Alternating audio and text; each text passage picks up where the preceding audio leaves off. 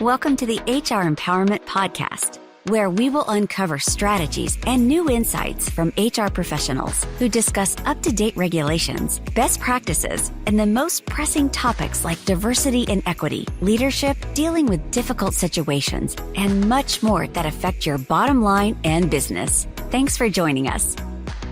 Hey, everybody. Welcome back. It's Wendy Sellers, the HR lady, with our jokester behind the scenes, JC. Wendy, it's such a pleasure to be back here. Thank you kindly. So, JC, I hear that lawyers are human too. Absolutely. I'm not sure if anyone's aware, but outside of her legal career, Ms. Johns was a competitive ranked soccer player and professional athlete. She's a licensed competitive youth soccer coach. Her interests include European and American history, competitive sports, fitness for people of all ages, and animal rights. Ladies and gentlemen, please welcome back to the room, Hillary Johns.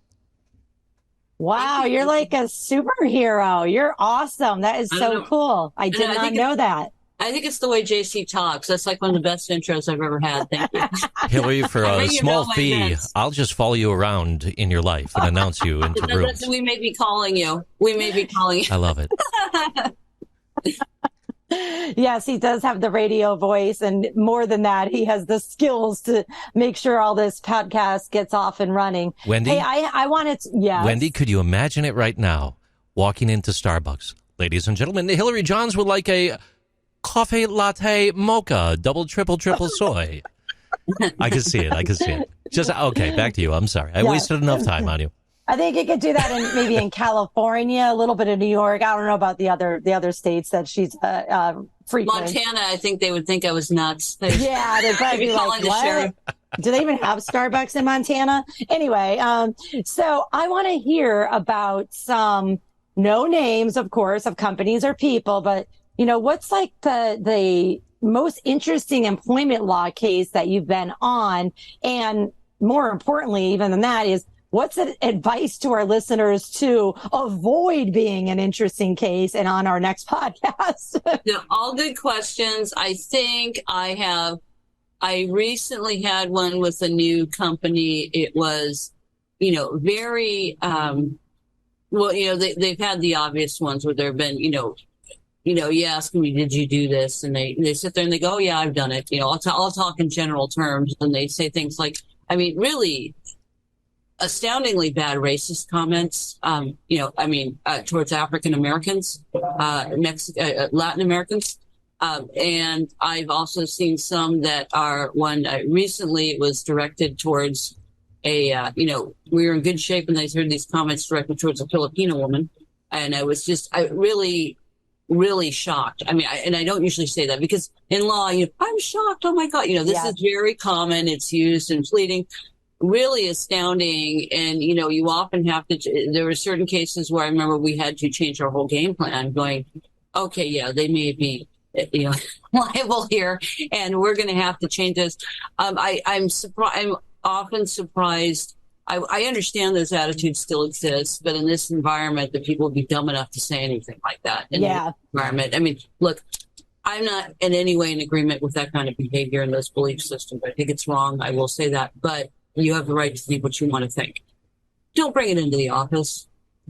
Don't say things like this. It is just shocking to me. And I've also had ones where it was a startup with we'll say everybody was under 40, a younger group, very, very what you call quote unquote savvy and should know all these things. And there was a sexual harassment claim. They know all the emojis. I don't use all the emojis. They're fun, but I don't know what they all mean. I don't want to say something wrong because I'm really thinking someone needs to have an emoji dictionary. They really do. There probably is one. there should be a comprehensive like Cambridge. But anyways, sending just really, even I know what they mean going, oh no. And they were sending these to a female employee who promptly quit and said, I'm not going to work in an environment. She didn't even file a claim. She just quit. She didn't file suit, but it was really surprising to me, just how blasé they were about it. And that they were just saying, oh, well, she can't take a joke, whatever, all the classic things that you see in a lawsuit that result in liability. I've also seen ones where there's, sex acts being filmed, cyber stalking, after hours. And I will say, look, when you clock out, your responsibility does not end. This is over. This way of thinking. All HR people probably know this now. You go for after hours drinks or someone follows you to your car, they've clocked out of the office. It's no longer what you do on your time is your business. It is the employer's business and what they're posting on social media. If they're texting, if they're going out and trashing a colleague, you need to be aware of these things or find out about it. And it's a tough way to do it because you don't want to invade someone's privacy. But I will tell you right now, if you have a supervisor who's there and goes out for drinks with someone and hits on someone there or follows them to their car or starts texting them, follows them home, guess what? Your company is going to be liable for that. First time, maybe not if you really did not have any reason to know about it. But after that, if you have any notice about that, but you see these things still going on. And I had one before the pandemic started. And they said, oh, no, Hillary, it doesn't apply. I know that's the law, but it doesn't apply in our industry. Yes, it does. It applies in your industry. And, if you're going to have the words today are toxic or all these other kind of things, they are true. All industries, it applies to everyone. It does not matter if you're from this country. It does not matter if you're in a certain industry where everybody does it.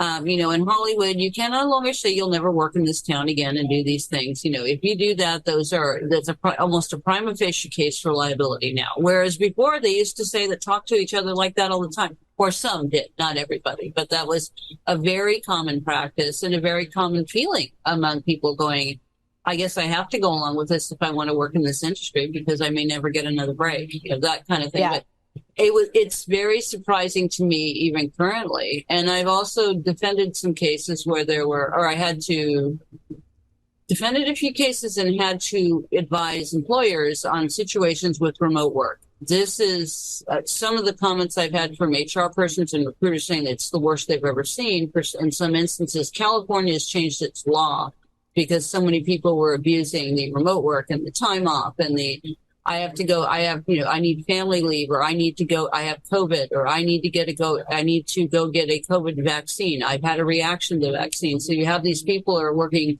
2 or 3 hours a day and billing their employer for 8. So you not only have lost productivity, you've got to shift work over to someone else, and you're paying someone essentially not to do work. It has become a real problem, and it is, it's like dealing with them. It's like being a school teacher almost in those unruly classes, the classic, where the kids are acting up and one kid's truant and another kid's not doing their homework, and another swing spit wads at someone in the front, and they're making fun, and the 3 kids in the class are actually doing their homework, and everybody's copying off each other. You have to maintain a degree of control over your staff and just make clear. And it's the employer always pays for this. Let's call it for what it is. I mean, the current state of the law is the employee, which is tough for employers too, because it's, lost work, lost time, it's tax deductible, but sure, and it's not really fair to the other employees who are working hard. It can create a morale problem.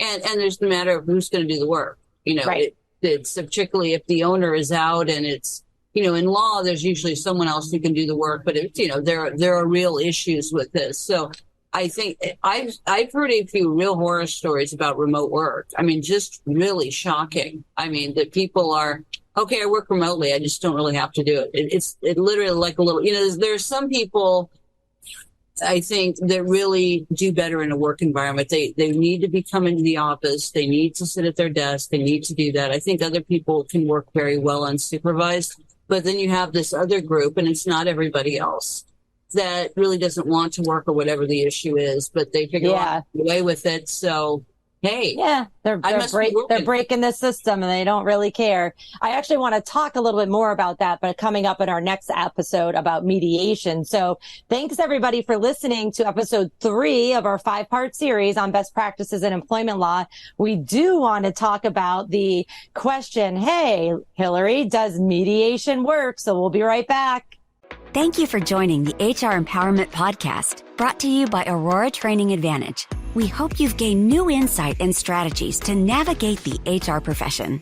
We look forward to you joining us again on the HR Empowerment Podcast.